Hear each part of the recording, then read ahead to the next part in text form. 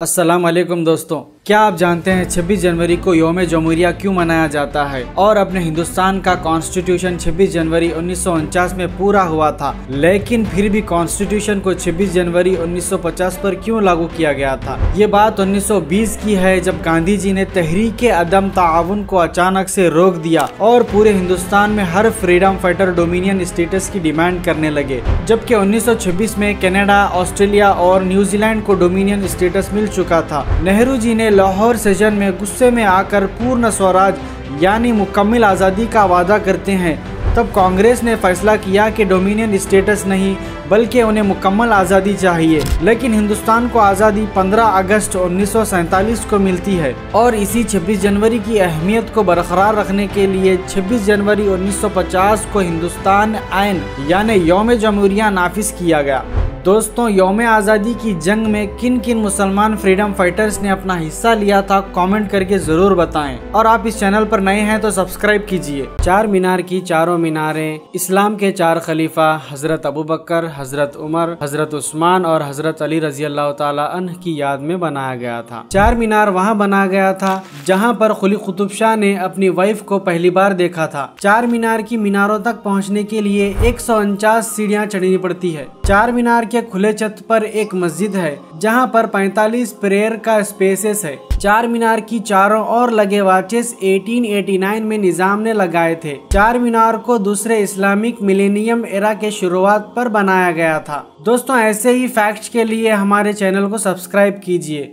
दोस्तों, क्या आप जानते हैं हिंदुस्तान की जंगे आज़ादी में मुसलमानों का किरदार क्या था? तो चलिए मैं आपको इस वीडियो में बताता हूँ। लेकिन उससे पहले मरहूम राहत इंदौरी साहब ने एक शेर कहा था, वो सुनाता हूँ। सभी का खून है शामिल यहाँ की मिट्टी में, किसी के बाप का हिंदुस्तान थोड़ी है। इसमें कोई दौराई नहीं कि भारत की जंगे आज़ादी में समाज के हर फर्द ने हिस्सा लिया। सब ने इस देश को आज़ाद करने में कुर्बानी दी। इस धरती को अंग्रेजों के जाल से बचाने के लिए मर्द, औरत, जवान और बूढ़े, अमीर और गरीब और हर धर्म जात के लोगों ने शिरकत की। मगर इस हकीकत को फरामोश नहीं किया जा सकता कि तन के गोरे मन के कालों से दो दो हाथ करने में पहल मुसलमानों ने की। फिरंगियों के खिलाफ सबसे पहले जिहाद का फतवी किसी और ने नहीं बल्कि एक मुसलमान अल्लामा फजल हक खैराबादी ने दिया, जिसकी पादाश में इन्हें जिला वतन की सजा दी गई। वतन से मोहब्बत नफ्स ईमान है का पैगाम मुसलमानों ने दिया। इनकलाब जिंदाबाद का नारा मुसलमानों ने दिया।